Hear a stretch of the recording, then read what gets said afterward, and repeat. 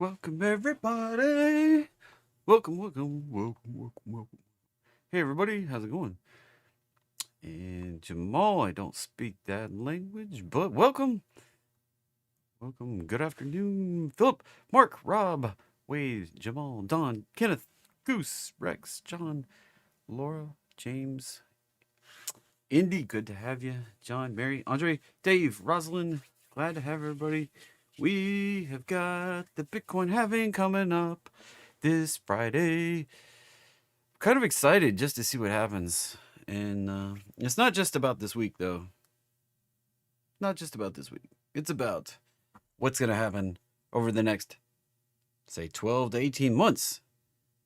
Like, this is the kickoff. Like, this is not the finale. This is like the starting gun right now. Like, this is like the launch point for this whole thing I've been waiting for gosh, years it's been. And I'm excited. I can't wait to see what happens. I really can't. I mean, for those of you that have been talking to me for a while, hanging around, as I've embarked upon this whole journey, I have been hyped up on this halving event, this one in particular. There's so many catalysts that change the fundamentals of the way everything works. I mean, for the first time ever, Bitcoin will be harder to create or find or whatever you want to call it than gold. Like, the effort it takes to get Bitcoin to mine it will be higher than gold. Or looked at a different way, the return on supply creation, we mine gold at a certain rate, and right now that rate to duplicate or double the entire supply would be 60 years. Like, that's the kind of production rate we have on gold. Bitcoin is going to go from roughly 57 years that it currently is, which is a little bit slower. I mean, we're actually, I guess, creating Bitcoin a little bit faster than we would gold, than we find gold. And it's going to change that to about 120 years, roughly, after the halving on Friday, the supply refreshment rate. And, we'd never double the supply of Bitcoin at this point, because it's limited to 21 million. And we're going to, this rate is going to approach infinity from halving events from now on. The one that'll happen in 2028 will take this from 120 years out to about 240 years or longer, potentially. And, it's actually based on the block numbers. So it's every 210,000 blocks of transactions. So this is, it takes about 4 years, because a block occurs of transactions gets authenticated about every 10 minutes. It actually runs just slightly faster than 10 minutes. The difficulty adjusts every 2 weeks. The next difficulty will adjust in about 8 days. The next halving is in roughly 3 days. So the next adjustment will occur like next week after halving. This is an interesting and exciting time, if you ask me. Now, the other thing happening this week, tech earnings kick off with Netflix on Thursday. I believe it is. Let me pull that over. I've got that right there. And yeah, after the close on Thursday, we have Netflix reporting earnings right there, up there. You can see it. And that'll be exciting. Then we have Tesla coming up on Tuesday next week. Right now is the schedule. And all this combines together. It's going to be an interesting couple of weeks here. We have the FOMC on May 1st. And unfortunately, we have JT, me, going to have to do criminal court jury duty the last few days of this month into the first 2 weeks of next month. It's 2 weeks, 2 calendar weeks, Monday through Friday. I don't have to be there every day, but I may not be able to do this show if I got to show up downtown. We'll see what happens. I mean, I may be able to do the show. I may not be able to do the morning show. I'm not sure. And being a sole proprietor, I guess, didn't didn't fly with the court. It's a reasonable excuse not to come do my civil duty of jury duty, I guess. Anyway, so we've got halving, we've got tech earnings, and we've gonna do, yeah, I think it's $14 here, honestly, or 12 or something like that, ridiculous. Anyway, certainly doesn't match my usual just daily ad money off of YouTube. Anyway, so 30 minutes of requests at least, but hold off on the requests until I'm ready. Let's go through a few things before we get there. So anyway, all trading involves a substantial risk of loss, right? Hopefully you understand that if you're here. Past performance, not necessarily indicative of future results. That means just because I predicted something in the past, I got it right. Tesla going to 158 doesn't mean I'll ever get another one right again. This presentation intended to be informational, educational, fun, and entertaining. It is not a recommendation to buy or sell any financial instrument or anything else. So don't buy stocks, don't buy options, don't buy bonds, don't buy Forex, don't buy futures, don't buy cryptos, don't buy treasuries. Don't long them, don't short them, don't trade them. All trading involves a substantial risk of loss. Because look, there's a winner, there's a loser, there's a buyer, there's a seller. Every single trade. All right? Somebody's going to be the winner, somebody's going to be the loser. Every single trade. We try not to make you the loser, but, that's why I'm here. Try to help give you an edge. And if you desire personal financial advice, like you just don't know what to do, you got to hire and consult a financial advisor. So do a remote show from downtown. I think they actually said no cell phones. Like there's some ridiculous rules. There's some ridiculous rules. And if I don't have the charts, like what good's that, right? Me just blabbing with no into my cell phone with no charts, like that's not going to be very helpful. So all right. Anyway, moving on. So popping over here and look at the calendar. Oh yeah, it was down this morning. There we go. Back up in action. Calendar doesn't really have much cooking this week. We have building permits come in a little soft today. We have gook and just nothing. Not a whole lot of anything here. We got some FOMC members speaking tomorrow. No real economic news. We got standard unemployment claims we get every week and nothing through Friday. So it's economic news wise, benign week. And as I threw up a second ago, we've got bank earnings continuing. We've got some ASML this in the morning before the open. We got US Bank Corp. We got First Horizon, some banks. We got some Alcoa coming up this week. Sands. Las Vegas Sands. We've got Discover Financial right there. Still working the deal with Capital One. We'll see what happens there. And TSM, Noki on Thursday. Netflix, the first of big tech, arguably one of the smaller of big tech, but that kicking off big tech on Thursday. And we'll see more and more big tech into next week with Tesla. And then we'll get some other ones rolling in there. That's the only two I know off the top of my head. I'll post another when Earnings Whispers put this out later this week. I'll throw that in Discord as normal. So, hey, Kimberly's here. Kimberly, my favorite subscriber, my favorite fan, my favorite person. Kimberly, welcome to the show. Anyway, Bitcoin halving, circling back. Dun, dun, dun, dun, dun, dun. If you didn't know, CoinMarketCap is a fun place to look at cryptos. Bitcoin down a little bit. And right there, you can see the max supply, 21 million. So what is this halving event you speak of, JT? Well, let me throw it up here. Block number 840,000, which is about 460 blocks away. 3 days, 2 hours. That puts us in an interesting time frame there. So Friday-ish, about 2 hours from now, so 7 o'clock-ish Eastern time. And we get to halving. So there is a subsidy for authenticating blocks. Right now, that subsidy is 6.25 Bitcoins. So when you authenticate a block of transactions in Bitcoin, you get paid a subsidy of 6.25 Bitcoins. That's called mining.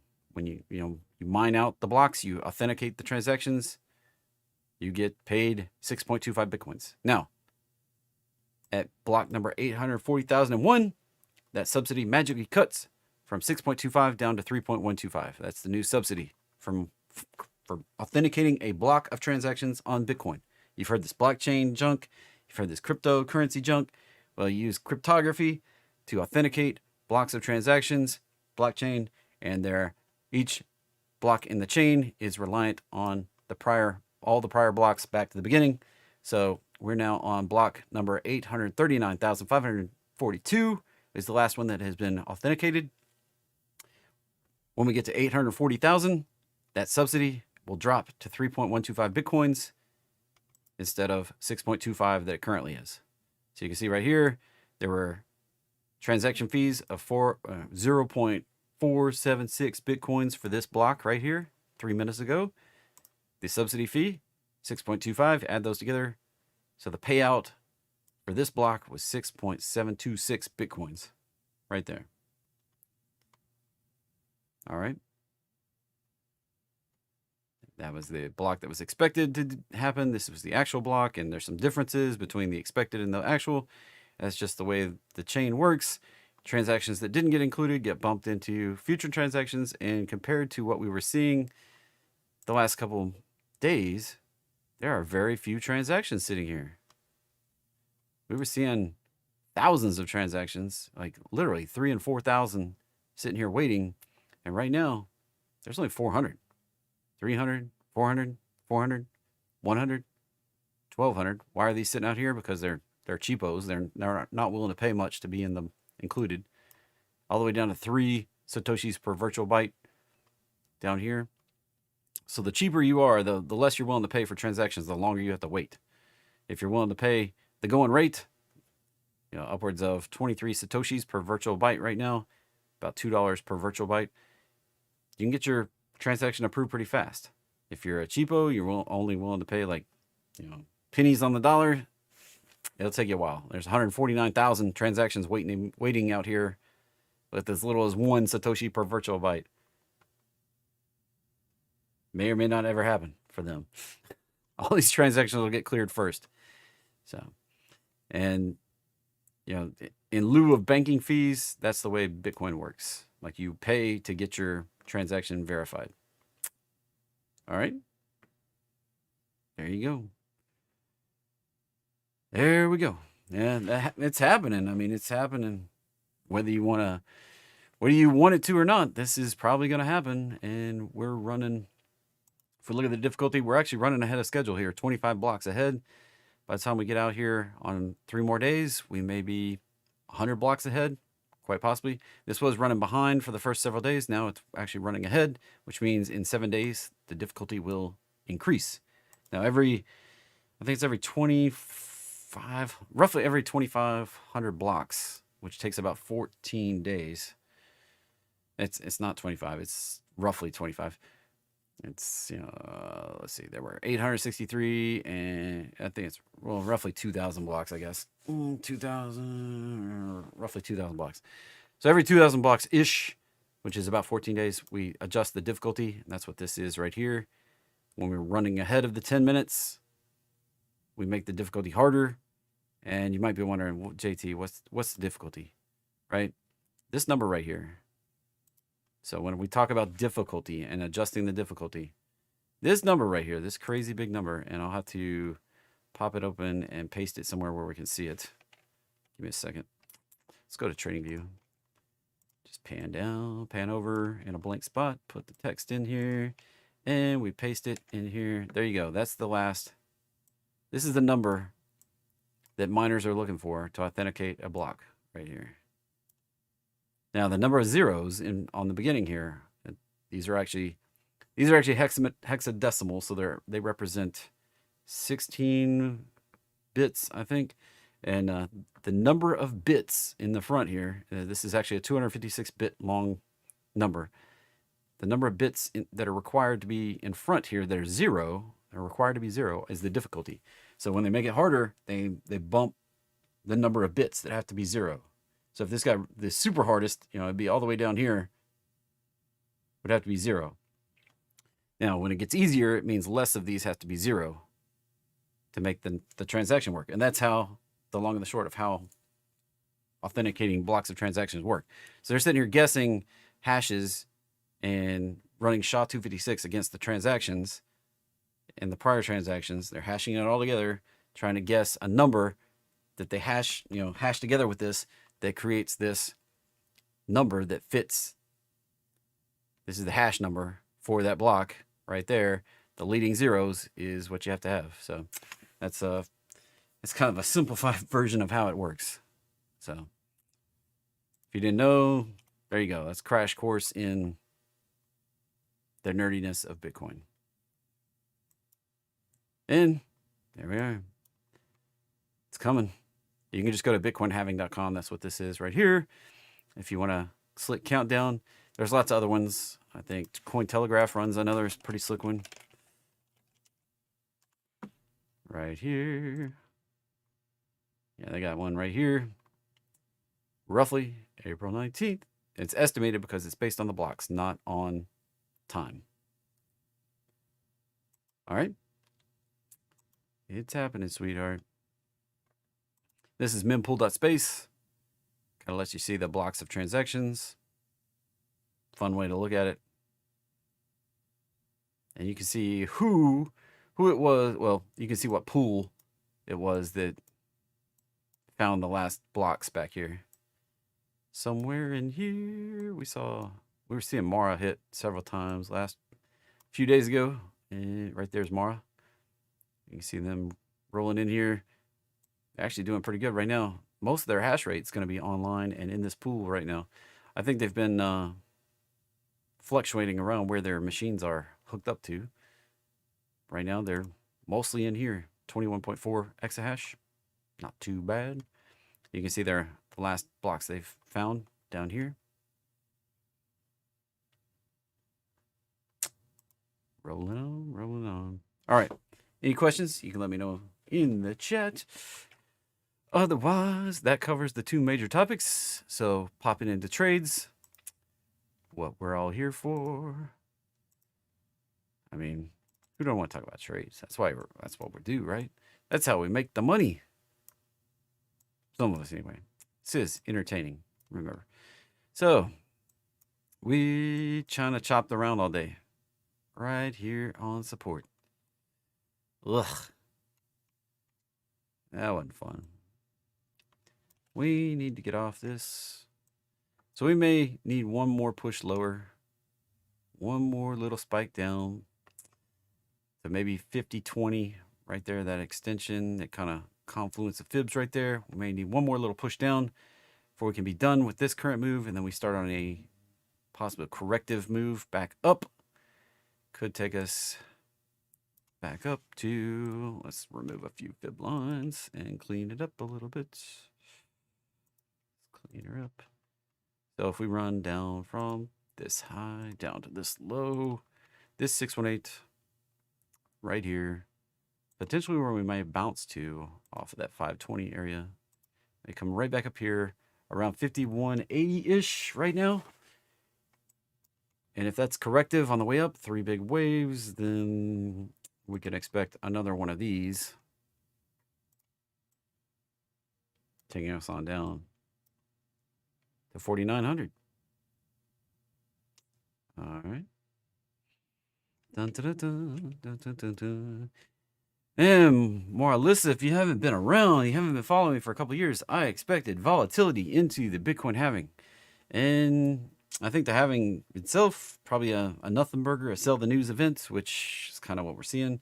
We had the FOMO rally actually kicked off early, and then people fear of missing out on the event. Now it's kind of like getting saturated. You know it's coming, and you're not buying anymore. We've already all FOMO'd in, and so the price is kind of, there's a lack of buyers. So we're seeing this kind of disappoint. Now, on the actual halving, we might see more disappointment and more pullback, and we could come down substantially. I'll talk about that here in just a minute, kind of where we might pull down to. So give me a second. We'll circle back around to it. Let me finish talking about the indexes. So ES, really kind of choppy here today.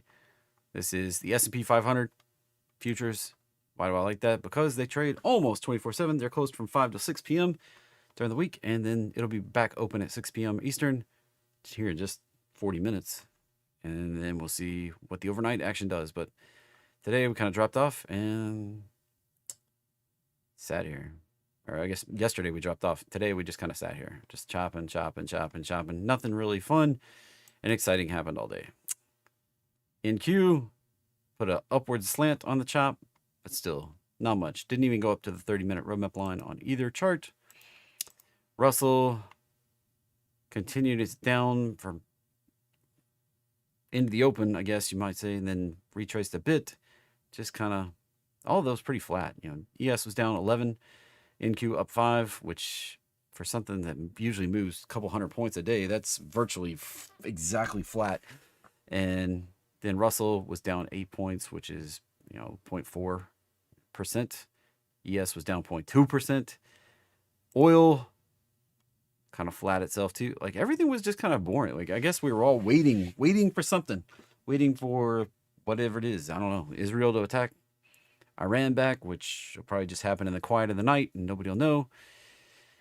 And so there we go. Brent has been more bullish, but still just chopping right here, just chopping around. Not really popping, not really dropping. We came up near the high we set back here in September, but we haven't been able to break through. That's European oil. Our oil for here in the U.S., light sweet crude with New York, or I guess it's Cushing, Oklahoma delivery. Still below the high we set back here in September, October. Still below that zone.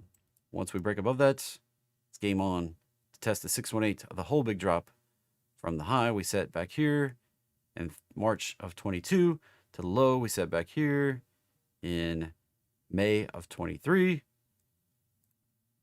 Break above that 618, it's game on. Potentially to set some new highs, 150, 170 up here. That's big picture. Little picture is just working through this consolidation. Potentially going to pop. Next upside resistance around 90 right there. And gasoline prices keep easing higher. I don't know about you. Pump prices got a lot higher, a lot faster out where around my neighborhood, where I buy gas. And we've got that resistance right there. We're right at it. The 618 right there at 320. We get above that though, it's gonna be game on. Game on to go much higher. Not just a little higher. We're talking much higher. Possibly $5 wholesale prices. That could be $6 a gallon retail. That's gonna hurt. Time frame, out there. Could be out there as far as how long it takes Bitcoin to rally. Heating oil, diesel fuel, New York Harbor delivery is still under the roadmap line. So this one's not as bullish so far. Still holding that roadmap line. That's still the upside resistance. Just kind of churning sideways right now. Not really dropping, not really popping. Keep hitting our head right on that roadmap line. Links in the description if you want the roadmap line. Down there, it's like $5. Anyway, natural gas also just kind of churning. I have an expectation that we drop, but this may be a little mini pattern compared to what we did last year. You see this pattern where we did this pop and drop and kind of just churned along, and we turned higher till well into November. After doing the pop and drop right there, we did a pop and we did a drop, and that was like from February, popped into March, back down here in April. Well, look at this. February, March.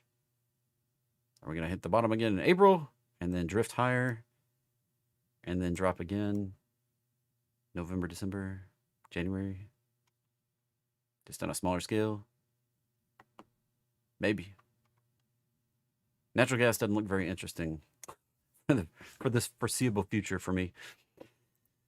GC, gold has been rocking if you haven't been paying attention. Like, this has been absolutely crazy. Right there. Popping up to the 618. Found resistance, though, at the 618. So we did this initial drop. Initial 618 retrace. We're going to continue lower. Take us here. If we can get above that with a solid close, take us up to 2470, possibly 2500. Pretty solid on gold. Pretty solid. And silver continues to work on its breakout. This one, now, this one's still lagging. Has the potential to get up here to $35 an ounce. And yeah, we haven't even pushed. Gold is broken out. Like, gold's higher than it's ever been. Silver, on the other hand, we've got a ways to go. And when you zoom even further out, like, we got a long ways to go to 50. This is quite interesting here for silver. Like, if that can actually break out and go, like on the big picture, yeah, we could be talking 59, 70. That'd be pretty wild, right? If we get up above this 35 area, we're talking 59 and 70. That could take a while. Talking years here. So potentially bigger opportunity than silver, but it hasn't confirmed it's going to do it yet. Copper right here, still in that resistance zone. Like, even if we get a close higher than we had right back here in January of last year, 23, still could just be a 1, 2, 3 correction right there. We could even go a little higher until we get up here above 460 or so. I'm still slanting with a downward bias, but if we get up here above 460, tips the odds we're going up to 550, possibly even 614 on copper. Alrighty. And talking about Bitcoin, USD. Oops, I need to hit the all-time history, not just the first one that pops up. So right here, having events in the past and the future and what we got now. So I was kind of expecting we might see some volatility right as we got into halving, which seems to be what we got. If you're new to volatility, that's pretty much what I would call chopping up and down. We haven't gone lower than we were just a few days ago back in March 20th, and we haven't gone higher than we were just a few days ago on March 14th, well, a month ago. We've just been trading inside for several days now, just chopping up and chopping down, chopping up, chopping down. Could we pop out? We could.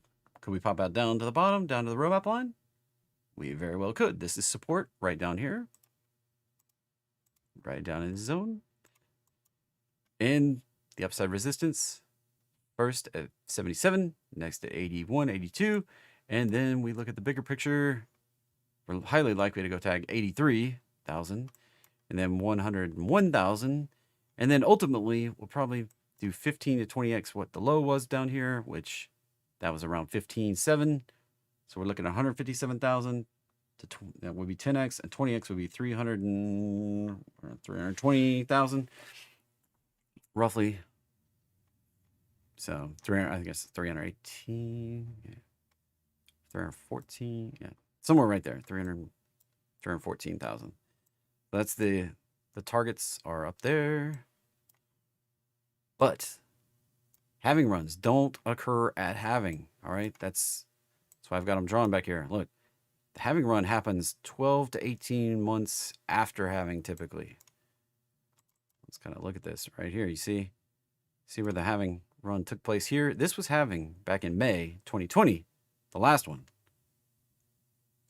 See how long it took us here? That took like 543 bars, all right? And we didn't really even get started in earnest till right about 200 days after halving. Kind of zoom this back just a little bit. See that prior high before halving? The last halving was back here, right up in there. So we didn't even bust that prior high till roughly 200 days after halving last time. That's kind of the standard too, right around 200 days, around 6 months. So last time we got a large drop right in front of halving.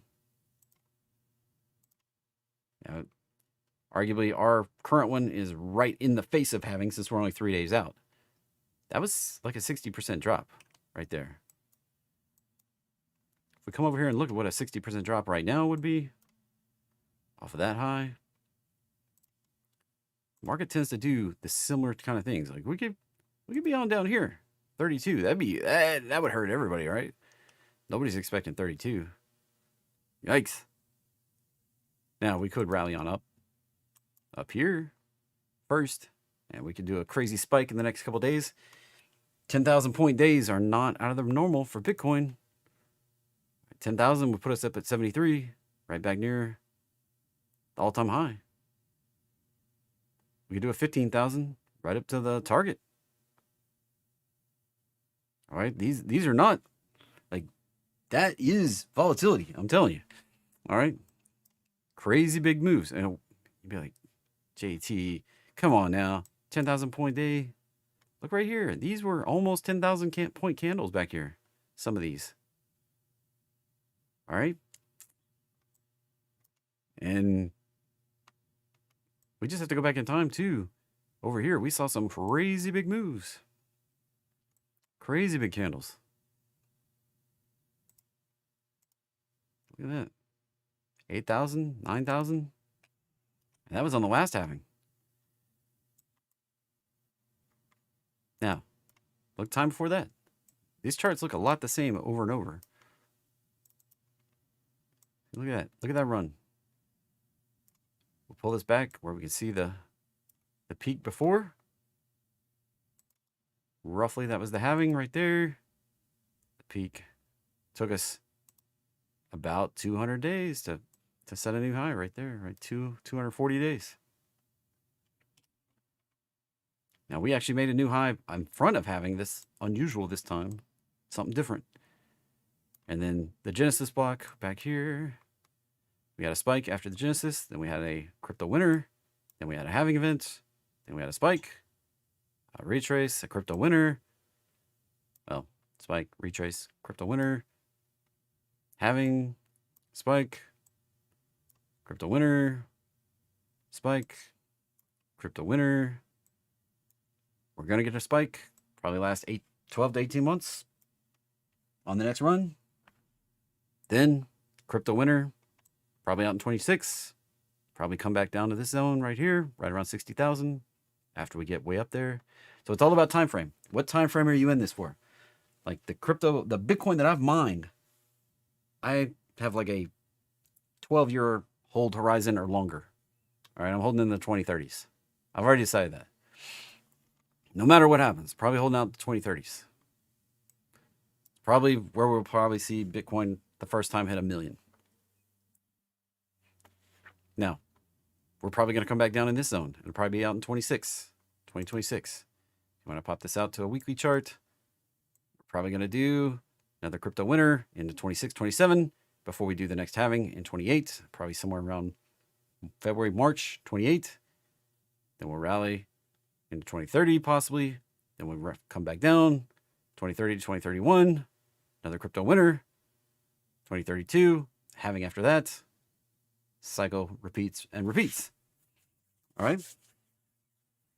Now, the question I see in the chat, why is Dogecoin very similar to Bitcoin?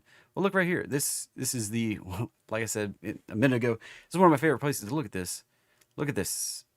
Bitcoin right here. Number one, the dominance for the entire crypto verse. I call it the crypto verse. You know, the entire crypto market, right? 54% of that value is Bitcoin. 16% addition is Ethereum. So between the two of them, that's 70% of all the money in crypto is in those two. Now you roll down through here. That's Bitcoin's chart. Ethereum's chart looks very similar. Binance chart, it's kind of like the ocean, Bitcoin, more than 50% of the whole shebang kind of floats and sinks all the boats. Very similar, very similar, very similar, very similar, very similar. Occasionally you'll have some that are different, like Leo coin. Dia is a stable coin. So the stable coins, they're not going to fluctuate, right? They're going to be just flat. That's when you got Tether, USDC, and the one down here, Dia. So rolling on down, the majority of coins have that same kind of look. Occasionally you get one that looks different, like Render token there. Something's different about it. Roll on down. Very similar, very similar, very similar. That's a quick way you can compare a whole lot of charts right there. Yeah, something's different with Neo. Rolling down. Something different with ONDO. So if you didn't know these tools are available, that's just CoinMarketCap. CoinMarketCap. Roll back up, show it to you. Right up here. CoinMarketCap.com. Anyway. So there you go. Handy dandy. Now, if you want to know more about a coin, you just click on it. It takes you to a page, and you can look at the exchanges that are supported. Go look at the markets. You can go look at the gazillion markets for Bitcoin. You can go look at the Bitcoin news. You can go look at the information about where, who are the founders, what makes Bitcoin unique, all that stuff. And then has links to other stuff. So there you go. And if there is a supply cap, it is stated in here at the top. Well, I guess right over here in this information, it'll tell you like the all-time high, the all-time low, the, all the price performance data and the supply cap and how much is on the, right here, like how much is issued, how much is still in reserve, what's the max supply, fully diluted market cap, shows you all those statistics right there. So if you were like, hey, what about Solana? How does Solana work? Click on that one. You can look. There's a infinite supply, which means eventually it's probably going to approach zero because that's supply and demand. When you don't have a cap on supply, you approach zero. And that's why Dogecoin approaches zero all the time because like 10,000 of those hit the market every second.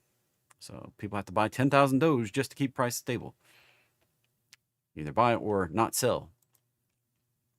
Like we go down here and look at Dogecoin.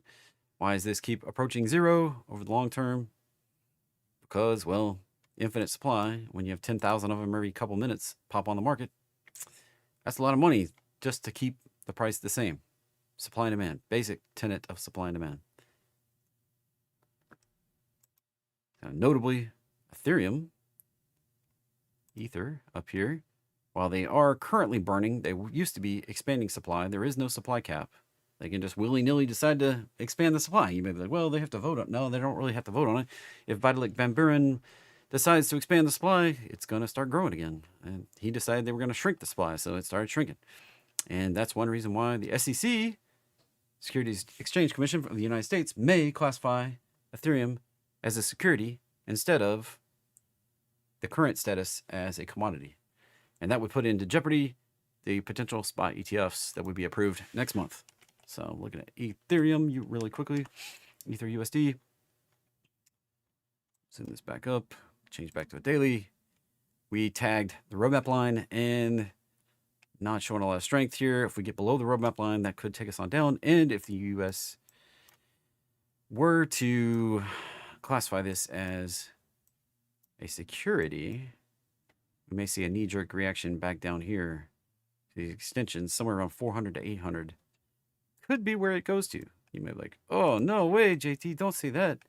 Well, wasn't that long ago that we were at 883. Just keep it in mind. Wasn't that long ago. We went proof of stake. That hasn't proved to be all that bullish. We're certainly not pushing a new high like we are on Bitcoin. And for those that say that Doge is following Bitcoin, well, we're not even close to an all-time high on Dogecoin either. Just moved an alert. Love that when that happens. Put that back up. The alert back up there where it was. Dogecoin, all-time high here. We're way down here. And we might go on down. That's an infinite supply chart right there. Funny enough, that looks a lot like what a few other things have done.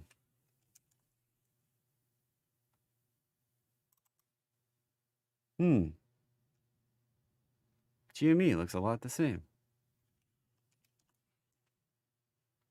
AMC, that's a lot the same.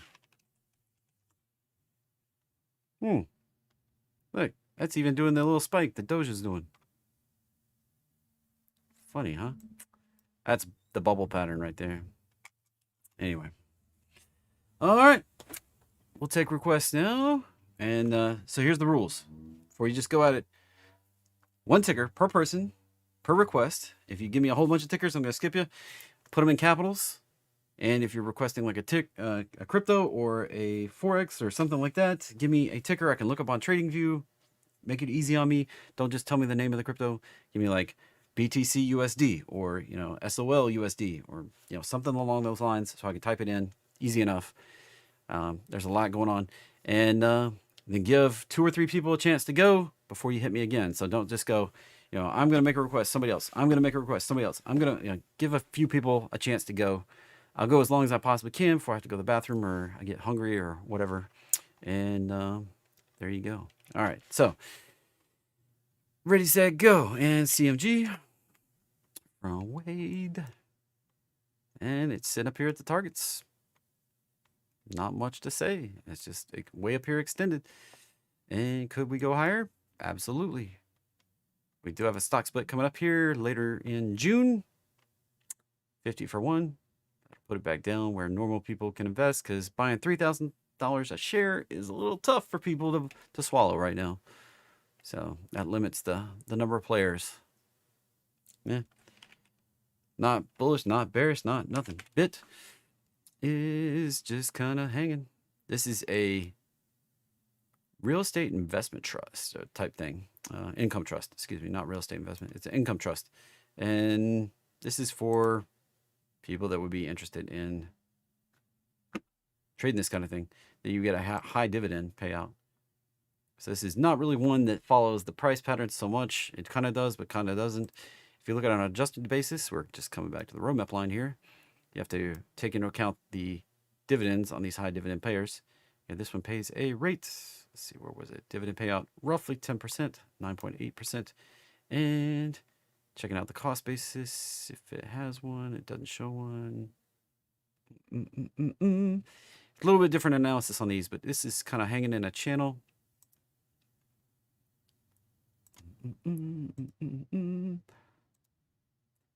It was broken out of the channel. Probably come back and test the channel.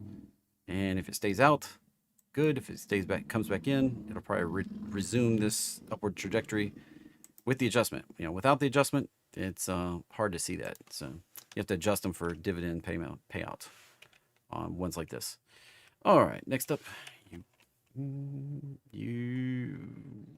UPS alert. Thanks. UPS is just sitting down here. If we break below that 786, probably coming down here to 125. Tesla hit the 158 finally. And we held up pretty good today. We did dip a little, just scraped into my target on further down there. That was the target I had from all the way back here like a year ago. I thought we were going to dip down in there. We came close, but we never actually got into the target. We came so close back there, just barely scraping that. And today we poked in a little bit. Poked in just a little bit. I'd really like to see it dip a little bit further down here to 150, but 158 was what I was saying where I thought we would hold, and closing right at 157. I mean, that's within 50 cents when we were way up there. I mean, that's pretty dang close. Pretty dang close. So what do I expect from here? I don't know. We'll have to see. All right. There's not a huge expectation. I do expect us to bottom. I expect to see some bottoming. Now, that doesn't mean that we have to bottom. We could push on through, but there is some strong resistance right in here. And I think we're either going to sit here or possibly bounce. And we haven't visited the roadmap line for a good long freaking time. It's been all the way back here in January when we busted through. Haven't been back up there since basically the whole year. In January 9th, fell through. Haven't been back. It would be kind of likely that we see this rally at least back up and touch the roadmap line. Maybe do the gap fill. So I've got resistance right there at that 208 gap fill, where we gap down right there on that earnings, that last earnings. And typically we do see a bearishness on earnings Good earnings, bad earnings, we typically see a bearish reaction most of the time, but it doesn't have to. It doesn't have to, all right? Let me pull that up. Give me just a second. Let me pull that up and find my Tesla. Tesla earnings moves. That's the sheet I was talking about. So typically we see a 13% down 72% of the time. Or I guess 13-point move 72% of the time. No, that's 13%. 13% move. Yeah, 13% move 72% of the time. And it's down. It's not up. 72% of the time on Tesla earnings, we go down. So last time it was 20% down. Time for that, 26% down. Time for that, 15% down. Time before that, though, was a 50% up. Might this be one of those times where we see a 50% up? It could. That'd be pretty wicked, wouldn't it? Going from 157 to like adding 50%. So we're adding 80-ish. 75-ish, 80-ish. We're talking about 50% up. Maybe a spike back up to 240. That'd be pretty rocking. Actually put it right on there. Yeah, right around 236, 240. I'll take it. I'll take it in spades. So don't forget. I mean, it was only, that was 125.23. We did a 50% up. So 125.23. That was just right back here. We were hanging around just a little bit lower than we are now. And we did a big run, 50%. Could we do it again? Absolutely, we could.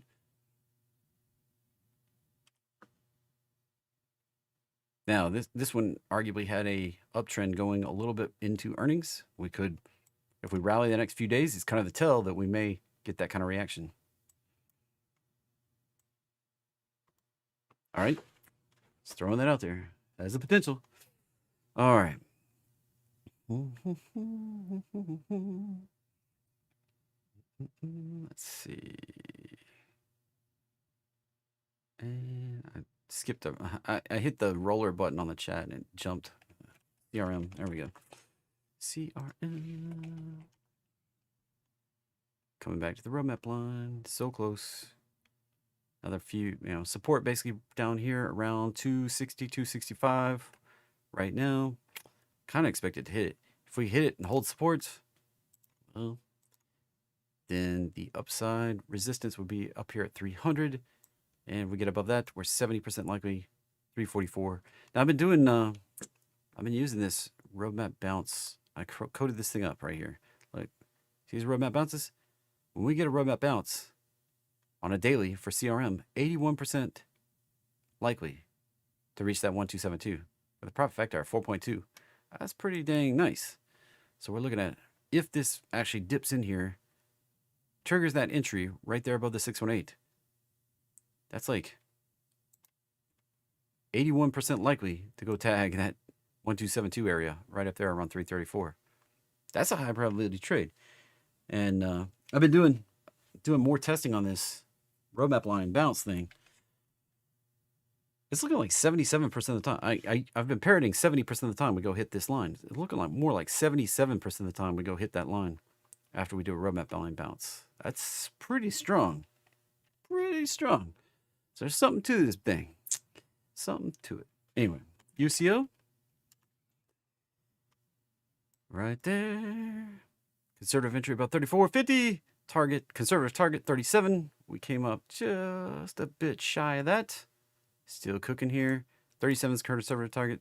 Main target 39. This was, oh my gosh, I don't remember when I put that out. Probably back in November. I put this out. These targets. A more aggressive target 42, 44, 48. Super bullish. Could go way on up there though.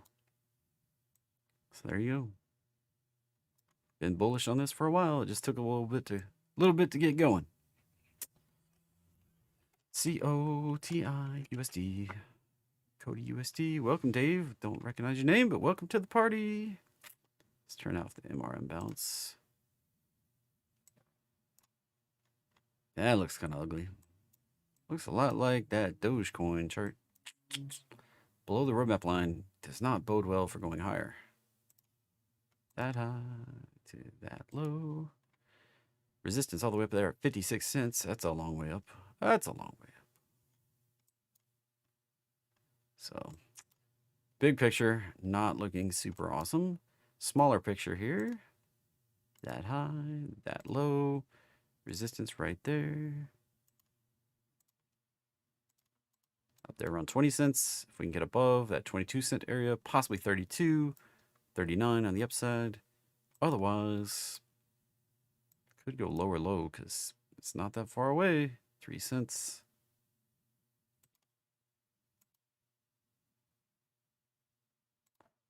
That looks pretty gnarly. Anyway, moving on. INTC. Busted through the roadmap line. Not good. Probably coming on down. May come back to this consolidation zone right here for Intel. Definitely not good right there. Now, the only thing that might save it. 1, 2, 3. We're right in the point where this could be an echo down. What am I talking about? This first move, this first drop right here. And then the retrace right up to that vicinity of the 618. These are fuzzy zones. I don't look at them as hard lines to the decimal point. You know, to the second decimal point, I look at them as kind of fuzzy zones, plus or minus a little bit. And this kind of came up right in the vicinity of that 618 level right there. Why do I say that? Because why do I say they're zones? Is because anybody can draw them on there. Like any computer can draw it on there. Any practitioner, like anybody with a chart, anybody with a fib tool can draw it on there. Now, sometimes the algos are going to price, like I'm going to front run the fib line. Some are going to I'm going to wait till a little bit past the fib line. All different algorithms, all different tickers. The same algos don't run on all the tickers. So they tend to be fuzzy zones. A little bit plus, a little bit minus, sometimes right on the money. And so we rallied back up and we turned back down. And we basically echoed that first move down right there. Find a support right here. If we can do that, turn back above the roadmap line, that's bullish. If we keep continuing down, we've got support here, which just happens to be that box where we consolidated for several months back here in 22 into 23. Gosh, that's as long as the current bull market's been going on. You know, like this recent bullish rally, this, from October 22, this one just kind of sat here at the bottom before it actually finally started moving. So, and this has been pulling back from January while everything else has still been rocking. And TLT probably going lower. Got that last line of support right down here, 86. We get below that, probably coming down to 77. The market's about to open back up. GL. Oh, look at that. Tagged.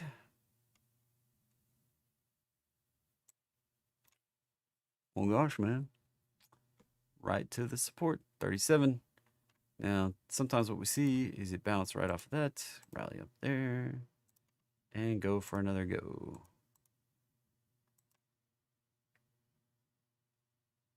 That's the path. Potential. As far as upside resistance, I don't know. It's going to take a while. But tag the target. Rallied back to the 100. We're going to go for another extension. 12 bucks on the downside. I wouldn't touch it. I wouldn't buy it. That's a knife catch. If you think it's going to stop here, it could knife catch you right on down. You can keep on going. Alrighty. Mara. It's just a big picture pattern at this point. Let's go to a cleaner chart where I don't have a bunch of stuff drawn. We can just remove everything. This is really simple at this point because of what it did the last couple of days. Really simple. That low, that high, that low from January 23, that high, February 24, 12 months up. That retrace can take us right back down here at this point. Right there's support.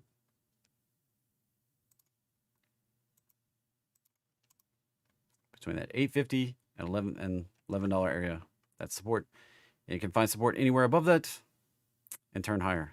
We already busted below the low we made right back here in January. That sets it up to do the deeper retrace right back there. That's what we got. That makes this a move up, a retrace, a move up, and a retrace. That would be the support. Now the extension off of this, the target puts it way up here. If we hold this, that's as simple as it is. AA is reporting earnings.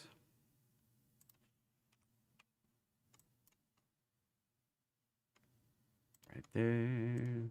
Pull back and right up near the target. That move may get a retrace. And if it holds right here at the 100, it can extend on up.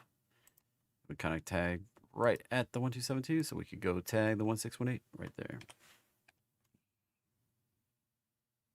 It's kind of like the 3 targets, like, or I guess once we hit here, we have 4 potential paths. Path 1, which we didn't do, is just to keep on trucking right on it up. Path number 2 is to consolidate, which we didn't do, at the 1272, and then pop it. Path number 3, which looks like what we did, retrace it back down to the breakout level, come across. That's what we've done so far. Retrace it, potentially sit here, then pop it, and or just, you know, retrace it and pop it, one or the other. Path number 4 is to come back down to the roadmap line. There you go.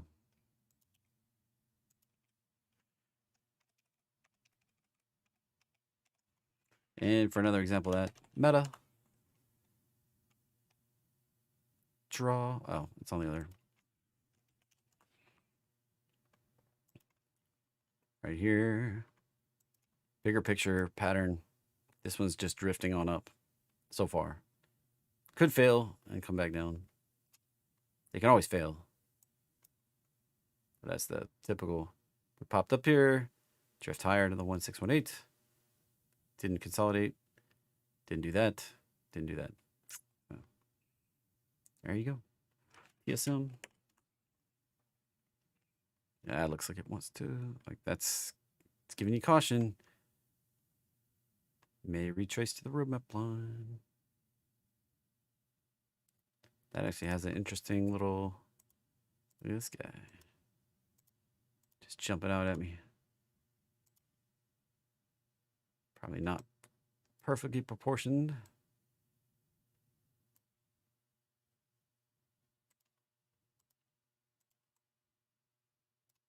Huh. Look at that. If that were to hold. And the AVA. Go down in a blaze of glory. Target down here at 24. And Euro USD. What a choppy hot mess. Choppy hot mess. Drop there, drop there. It's like 1055. Be the target right there.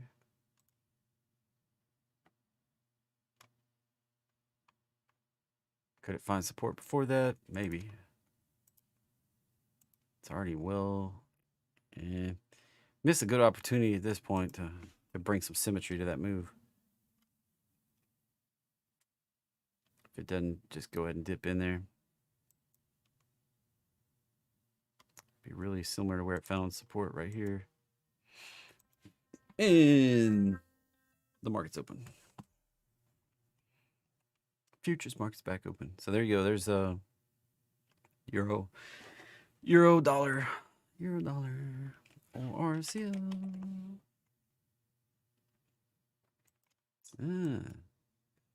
Didn't do the extension.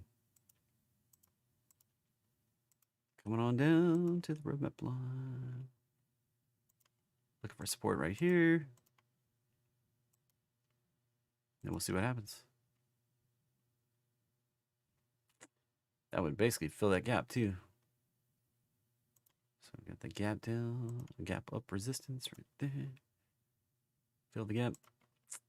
And APM. Coming back down to the roadmap line. We tagged the target. That was a big long-term target I had at the 1272. From this correction we took from November 21 high through the October 22 low. We came all the way back up, tagged my target. Probably coming back down to the roadmap line, to the breakout level. If we hold it, we could go higher, 215. If we don't, well, probably go on deeper retrace. That right there sets us up for the next move up, 209, possibly 220. Could take a little while to get to the 215. GLD. I basically did gold earlier, so I don't really have much to add here on GLD. Gold is gold. GC, 1 exclamation point. I kind of talked about it, that it needs a deeper retrace, but it can prove me wrong and break out higher, and 247, 2477 and 2514 are the upside. And to do the adjustment to gold, you just have to do your math yourself there. Already covered that one. OXY. Looks like we may be on the way back down to the roadmap line. Rejected right there. That's not awesome. If we don't hold the roadmap line and bust through there, this could be looking at, even with oil going higher, this could be looking at a bigger, deeper retrace down here. If we echo that correction, it could take a while too. I mean, it could be out here in 25 or 26. Could go faster. Could be just sudden drop. So definitely not sure on which way that's gonna go. Already did JPM, Apple, AAPL. Fingers are cold for some reason. Just chopping in the zone. We haven't actually tagged the downside target here. Came up, nearly missed the roadmap line, which basically sets up a roadmap bounce down, puts us the little tighter target right in there on the short term. 164, possibly 160, possibly all the way down to 156.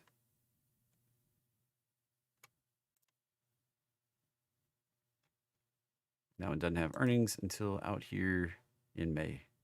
So another couple weeks, right around the FOMC. Ugh. Anyway, CLSK is due a retrace right back down to the roadmap line. And URA. Tag the roadmap line after rejecting the 786. If we can hold here and go back above these highs right here, probably going on up. I have a bigger picture view of this one going on up here to 40. There you go.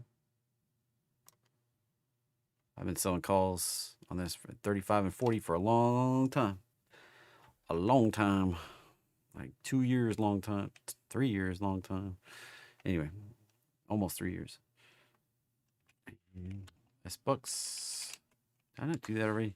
Starbucks looks like we could be bouncing. If we break down, though, this is one to watch. If we break down below this level, right, we pushed the limit of it right there. Need to bounce and go.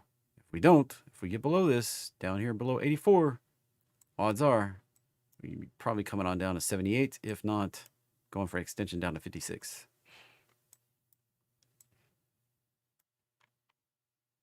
Part of once high flyer, that'd be pretty rough.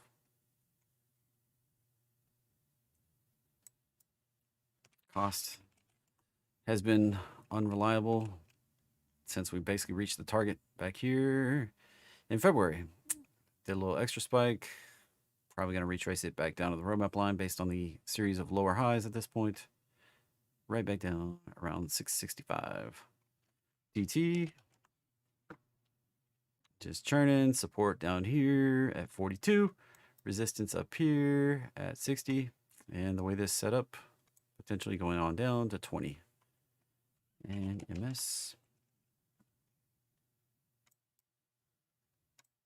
It was popping earlier, but looks like it retraced most of that off, rejecting that downtrend. Didn't even draw that very good. There we go. That high, rejecting off of that. We get above this stuff right here, possibly go up, but right now, not looking too good for the home team. Just churning, kind of nasty pattern. Not super strong. BT. And that one, at this point, did the same thing that Mara did and busted down, making this. So support right down here at 786. If we get below that, well, things don't look too good. There we go. Put it back in the log mode since it moves so much. So support all the way down to 124. If this works out, potentially put this up here, 24. Right up in this zone, right there. Is the potential. Right there. That's BT for you. If you're a subscriber for Crypto Power Plays, nothing I say about any crypto or any crypto related ticker trumps anything I said during the weekend update. So this is not where I do in-depth analysis. It is fast, dirty analysis. FNV at the bottom of the range may break lower. How much lower can she go? It can be ugly. Support down here at 90. Get much below 70. Could be looking down. And for example, look at this one. Had a large consolidation, broke down, kept going, keeping on going. That's what that last one could do. All right. And already did Mora. Hut is a piece of garbage. Don't trade it. Reverse split. NEM.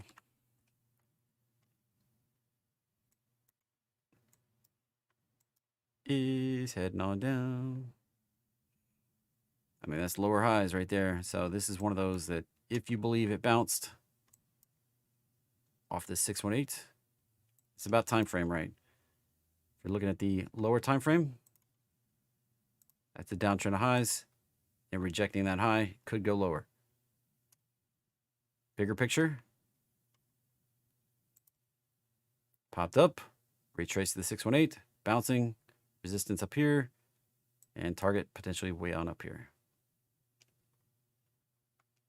So if you want to get in the micros, you're doing a years-long trade and you're looking at the daily, what are you doing? Right there, busting up, holding the roadmap line, little micro roadmap retrace, breaking above 39, push it out to 42, possibly 43. BITF. Lots of Bitcoin ETFs today.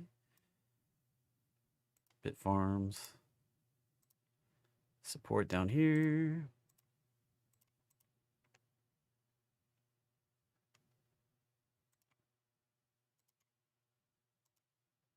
And support right there.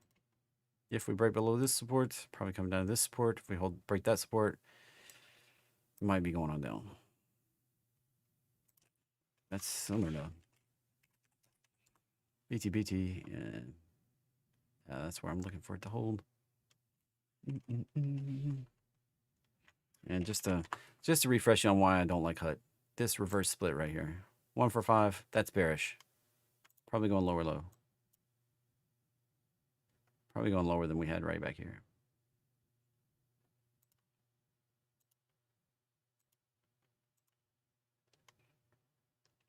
Reverse splits are not bullish, no matter what. TGLS. Time frame. Path is up. Bounced back in November. Could it get a retrace? Sure. Path is up here. F. Retrace back to the roadmap line. Couldn't break out yet. Didn't do the breakout. Rejected. So if it can hold this roadmap line that it did right there, break back above 13, we could push out to 14 or 15. Otherwise, no bueno. It's a hot mess, that one. Lower highs, all the way down. Didn't even really touch that resistance either. Didn't even make it up there. How pitiful. MU, I used to be really bullish on forward. Now, not so much. Not so much. Sold all my shares for profit. I'm basically sitting on nothing for forward. MU, just a little bit shy of the target. I think we can reach on up there. Possibly 135 to 160 is the target zone. Just a little bit further to go. And when you really zoom out on this one, here's the deal. We did a retrace right back here. That's the extension. They can take us on up here. 229 possibly. It's just an echo of this last time we retraced. See this one? See this one right here? That target is an echo of that last retrace. Right there. That's why it's got a big oval right there. All right. CAVA.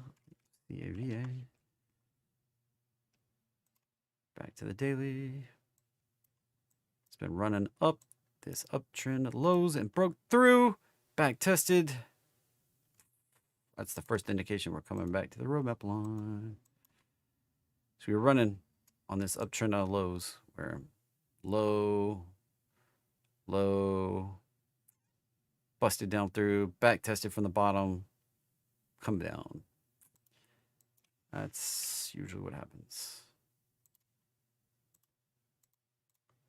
Typical pattern. Typical. Doesn't have to happen. Just typical. All right. YTO. That's just Bitcoin's chart. All right. That's just use Bitcoin's chart that I already did. MCD. Any actual spot ETF. This one moved up, sitting on the 618. If we can bounce up, get above the roadmap line that goes up there. If we bust down below the 786, right down here, that's the support zone. Then we're going down 232. Simple as that. IONQ. Yep, there you go. Support at 7. This is under $10, so doesn't always follow the patterns at this point. 5 below that, and maybe go back to the lows. Pretty crap chart. Pretty crap. Pretty garbage chart. Anyway, SoFi. Just churning. Hadn't done anything. Sitting on support. Get below that. Come on down. Which is practically to zero. $2 on the downside. And lots of upside resistance. That 14 to 24 area. Major resistance. These two highs, descending highs at this point, have set up more resistance than what I even have drawn on here. Trend lines are like the weakest resistance, but if it holds it, it's like your indicator right there. Y'all ought to bring good stuff. Like, I'm sick of looking at garbage. DKNG. There you go. Something just rocking. But there's no trade. It just keeps inching higher till we retrace the roadmap line. One of these days, we're going to do it. One of these days. We got close back here. Showing a little struggle, pushing higher here. We did it over here, and then we did one more pop, and then retrace back to the roadmap line. A little trouble. We may see a pop, and then retrace back to the roadmap line. UVXY is not chartable. GOLD, is that Barrick you were asking, or gold? Barrick is just choppy sideways. Right back to the roadmap line. That high, that low. We break back above 17, 18, I guess 18, 19, and 20 on the upside. And where's the roadmap line come from? It comes from the link in the description down below, which is it's the 144 and 169 EMA. I have a video about it. If you want to go watch it, I'll give you the code. I'll give you the how to use it. I'll give you the pattern. It's on the channel. Just you have to look for it. It's about, I think I did it last year in January. Like I did it for New Year's, I think. Not this past one, like 4 months ago, but the one before that. So a year and 4 months ago. Gave out the code. I had a face that was like my favorite indicator or something like that. Anyway. So if you want it for free, you can go that way. If you want to pay $5, links in the description. And I give you a watch list every week. Like I actually do. There we go. There we go. Now we're cooking with fire and grease and making French fries. So I put out this watch list every week, and here is this week's down here. So there was this week's watch list. Not going through it, but there you go. And go back to the red list. And we'll turn that balance off. Chart. Gosh darn it. Come on. There we go. There we go. JNG is in a channel going down in a blaze of glory. Check this out. Turn off that bounce right there. Going on down. We break below that. We can go on an accelerated path lower.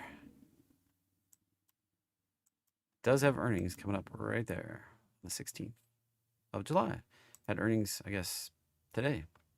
And wasn't so good. So at least the market wasn't favorable on it. That low, that high. Potential to find support right down here. If it doesn't, watch out below. CRWD, I think I already did that one. The roadmap line right down there.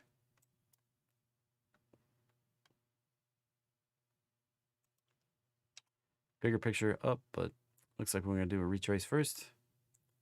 That high, that potential low, 391, 425 after that. GS. Potential upside right there. Just churning. That's also right near the all-time high.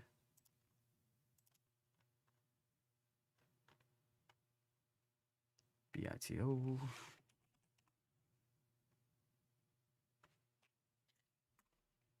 Right back down. Already said I wasn't going to do that one. MPC. BITO is just Bitcoin. Don't ask me Bitcoin ETFs. All right? They're just Bitcoin. Just apply a factor to Bitcoin. MPC possibly could come back down to the roadmap line. Remember, refiners and oil producers are not oil, just like gold miners are not gold. And crypto miners are not crypto. Universal. XSP is just SPX, not doing that one. CCJ.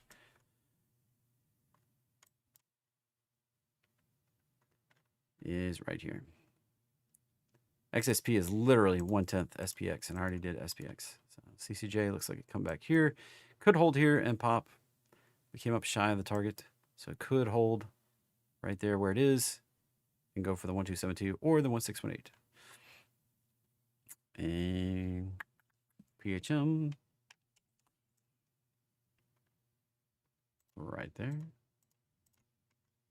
And FCX Support here. And resistance we bounced off of. Could come all the way back down. GOGL.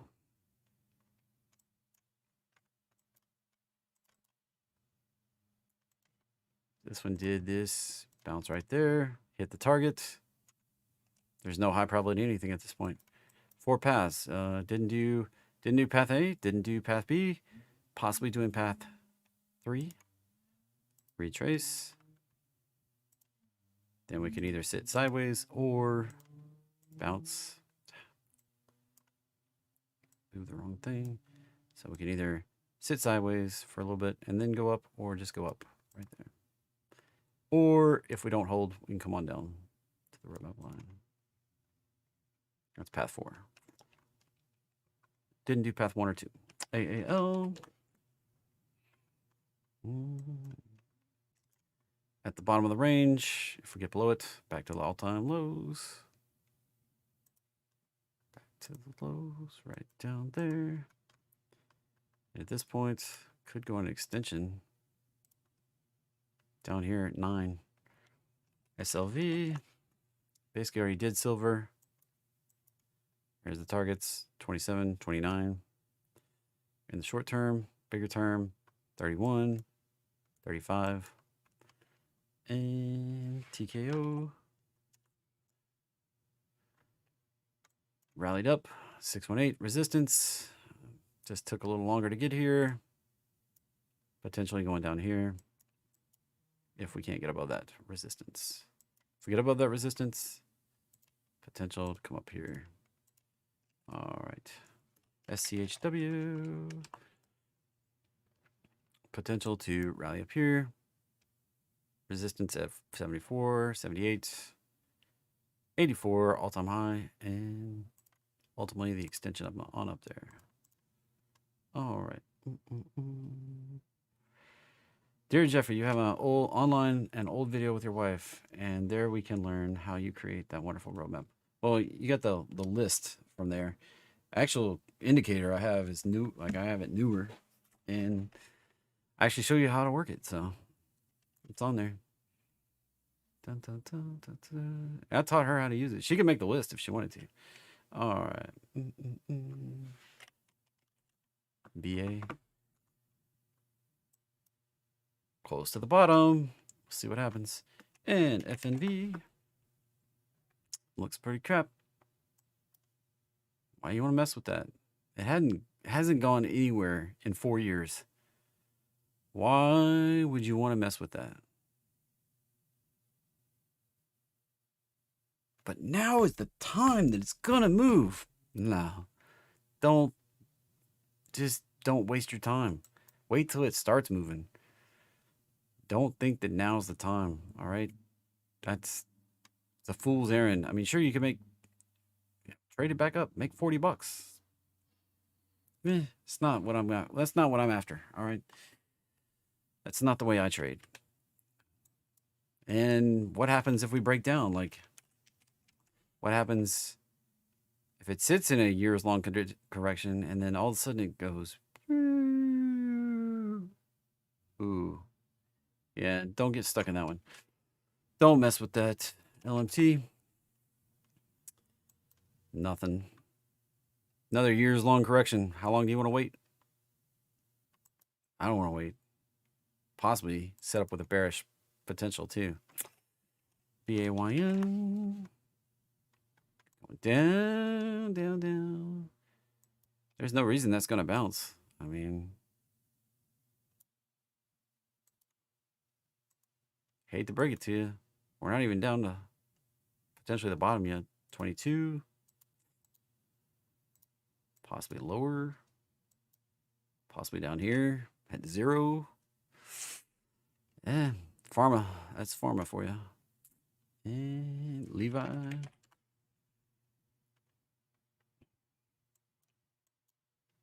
At least one with a reasonable potential. Didn't do a daily roadmap line bounce, which is what my favorite pattern would be here.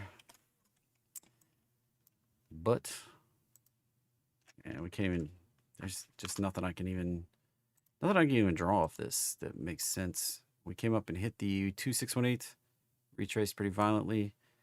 It's kind of almost an echo of that retrace from back there.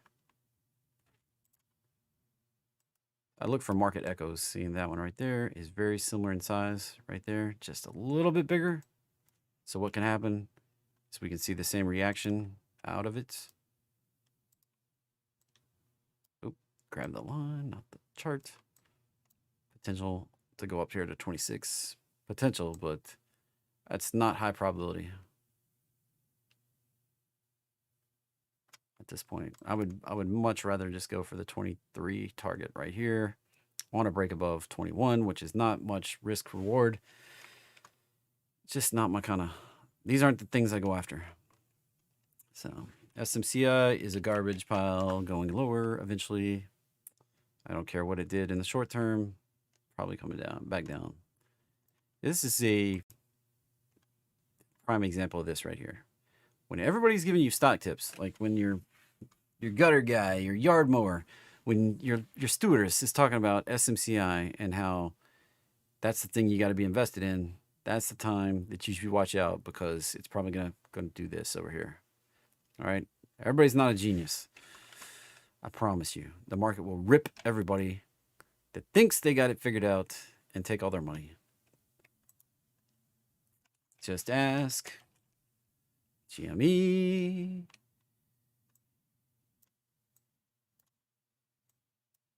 Just ask AMC. Bag holders. Oof. I already pulled this up once. This one was the ultimate one, man. Whew. It's gone, like it went once and then, oh, we can do it again. No. Oh. How many people get suckered? I made money on this one twice, 3 times, 4 times. I've made money on these pops, trading them, but you got to know what you're trading. You got to be very careful. Know when you're getting in, know when you're getting out for sure. And know when to stay away. Yeah, this one does these bubbles over and over on smaller scales. These little bubble pops. They get super excited and then right back down. Over and over. So don't get stuck in something like that. It's just a big scale setup to go back lower eventually. They don't have any technology that Dell does the same thing. Like why would, and Dell's a bigger buyer from NVIDIA. And NVIDIA has the same kind of looking chart, which may eventually retrace to the roadmap line. If not, back down here. So be careful. They don't own the AI market. I don't care what anybody says. And that one, piece of garbage. Reverse split. 1 for 10.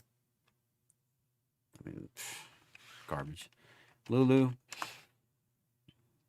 Potential to bounce in this zone, but if we get below the 76 right here, may continue lower. Come on, back down here. 183. Upside target potential if it can bounce. This is a lot like Starbucks, like large upside potential. It's a lot like BA too. Large upside potential if it can bounce. All right, there you go. That's the show. Only 80 people here watching, so I'm gonna cut out. Have a great day. I'll be back live 9:15 in the morning, same bat time, same bat channel as every morning. If I said anything that was beneficial, helped you out, you like the chart, give me a like, give me a thumbs up, and halving is coming up Friday. See ya.